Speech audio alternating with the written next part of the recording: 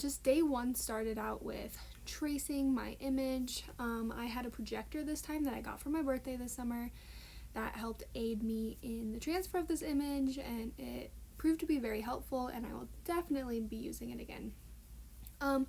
I created this little saying. I wrote it myself, put it together in Illustrator one day, and it actually got a lot of positive feedback when I posted it on my art account on Instagram. So I decided, why the hell not put it on a big 4x8 piece of plywood. Luckily, this plywood was already primed because I primed both sides while I did my first mural this past spring, but I was working on the rougher side of the plywood, so that proved to come with many struggles, but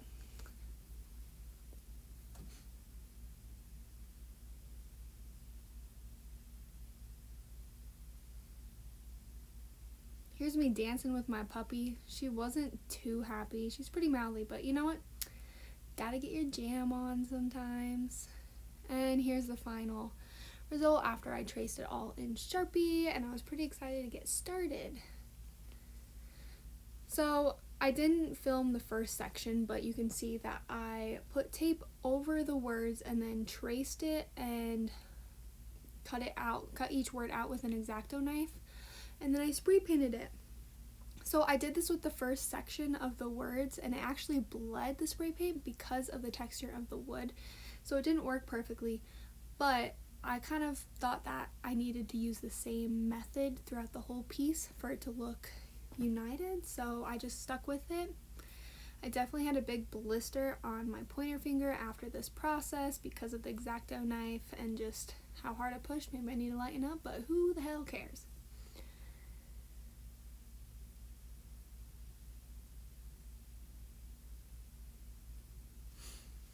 Of course, spray painting it is the most fun part of the process, and it takes the least amount of time. I actually started this project and didn't realize that all of my spray paint and all of my caps were in Grand Junction when I was in Denver. So I had to go to the store and buy my own spray paint and tape and stuff, and it wasn't the best spray paint, and I couldn't buy a bunch of caps and stuff, but it worked out.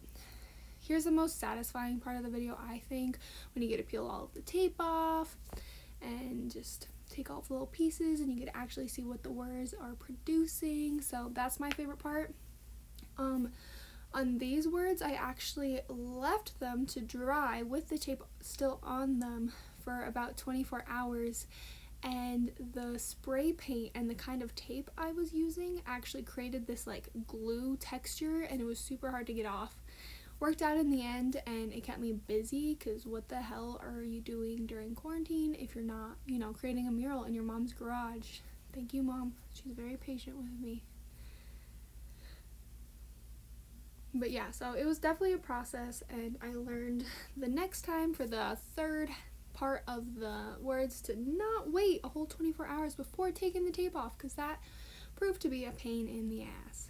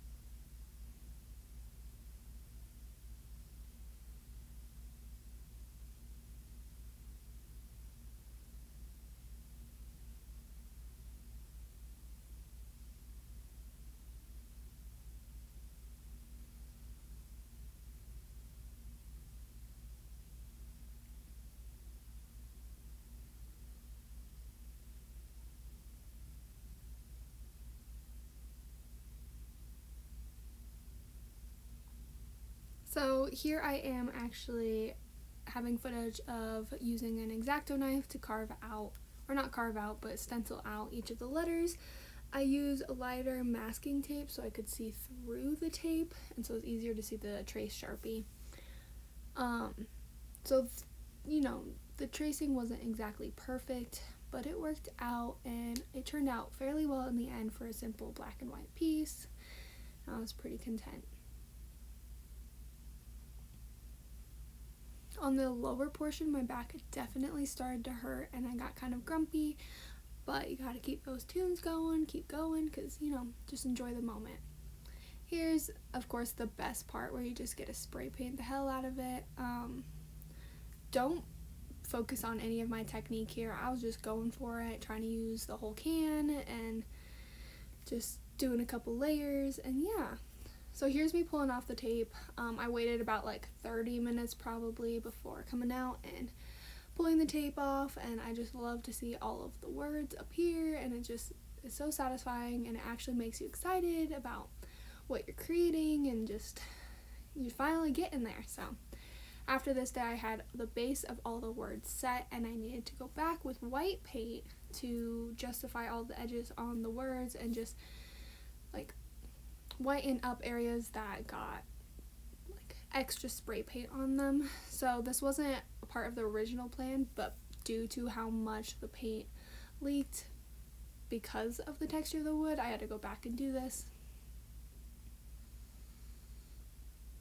I ended up just using the primer that I originally, like paint from the primer that I originally used to prime the surface, so the colors were exact and I didn't spray, my little spray paint in the top and use that. So I just used primer, and maybe that wasn't ideal because I had to do 2 coats, but it worked out in the long run, and it was really just a learning process and a fun thing to do during summer, during quarantine.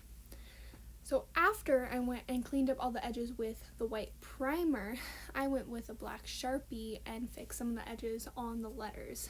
I couldn't be perfect with this because the surface isn't flat and it has this like different texture type thing, and just some of the like paint primer created more texture, but I was glad that I ended up doing this because I think it looked much better in the end and just looked much more complete and just clear, and I was pretty happy. So the last thing I did was these 2 big long strips, so it extended the U up top, and then it was the L for settle at the bottom, and I just used some tape and simply did 2 lines with that as my final thing to do, and then in the morning I cleaned that up and I was done. You have to go check out my Instagram for the final product, but I was pretty happy and it was such a learning process and a good quarantine activity. Thanks for watching.